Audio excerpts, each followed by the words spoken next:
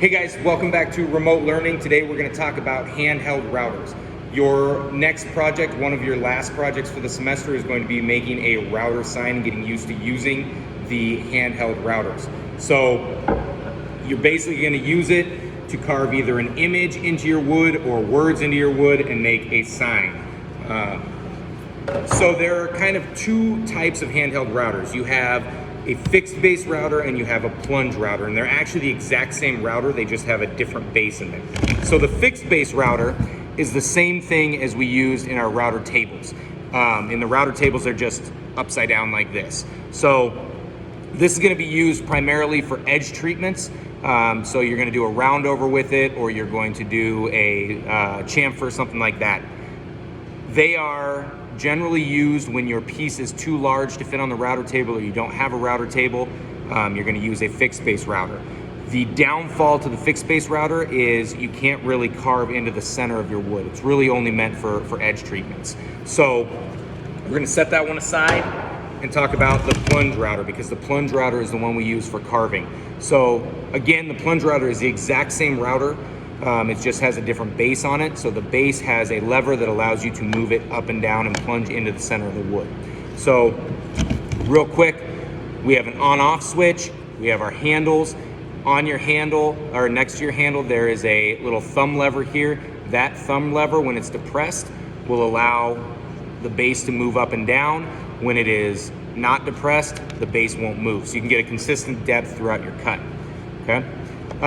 You have a collet down here. That's going to be what holds your bit into it. And speaking of our bits, we have three basic styles of bits that we're going to be using. So the first style of bit is going to be a basic straight bit. It has these flutes on it that are going to cut the wood, and it has a flat bottom. So basically an end mill bit, which is what this is a 1/4 inch end mill, is going to give you a 1/4 inch wide cut that's a flat bottom and flat straight on the sides. The next basic style that we have is a cove bit. And a cove bit, you can see, has a rounded edge on it, so it's going to give you a bowl shape cut. And then finally we have a V bit. The V bit has a bevel on it. This one is a 45-degree bevel, so it's going to give you a V that tapers in. So you can choose one of those that you like best, or you can choose multiple of them and do different cuts based on what your sign, you want your sign to look like. Okay, to insert the router bit, I'm going to flip my router over. It is not plugged in, so I'm going to flip my router over, and I'm going to put the shank of the bit into the collet here, and I'm going to hand tighten it, and then I'm going to use these two wrenches here. These two wrenches here, two different size wrenches. The smaller one goes on the base of the router. There's a couple of grooves in there that it slides into, and the larger one goes on the collet, and I'm going to hand tighten that down until it holds the bit, and then I'm just going to give it a little bit more. Okay. The idea is you want it to hold the bit, but you don't need it so tight in there that you can't ever get it out. Okay.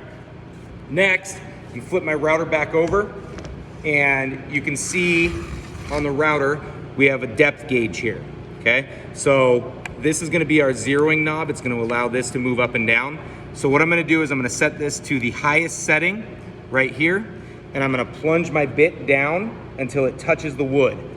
Then I'm going to lock this in. That's going to be my 0 point. So now I know the 0 of my board.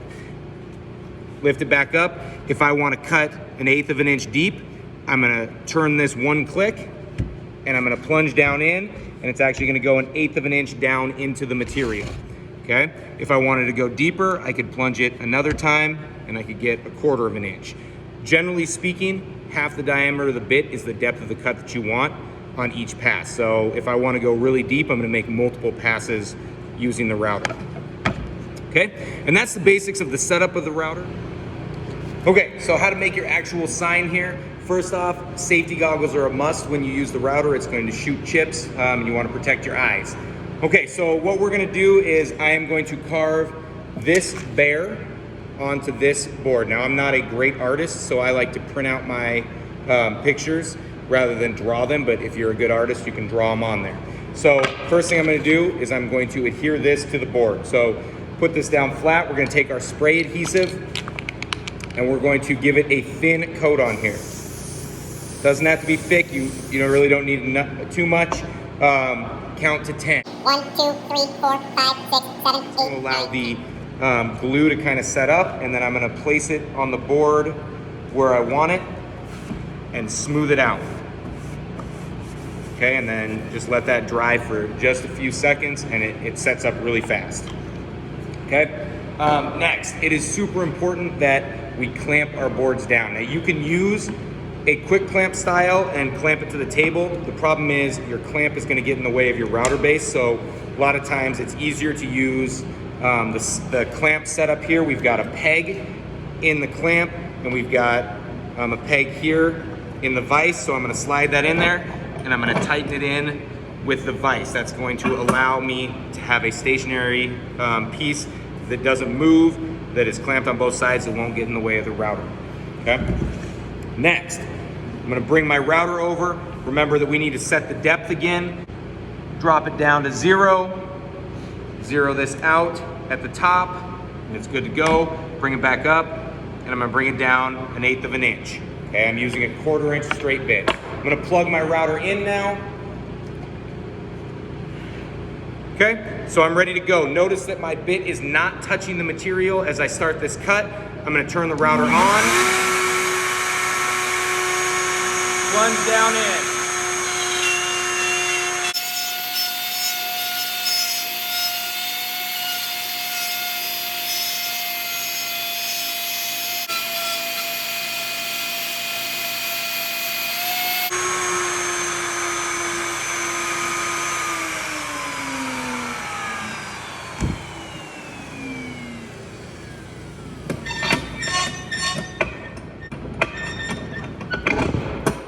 Okay, and therein I have carved the bear, okay?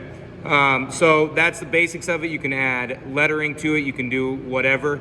You can spray paint this now before you remove the paper so that you have a colored one in here, and then you can sand off the surface, or you can go the opposite way. You can spray it before and then carve it out so you have a contrasted color on it.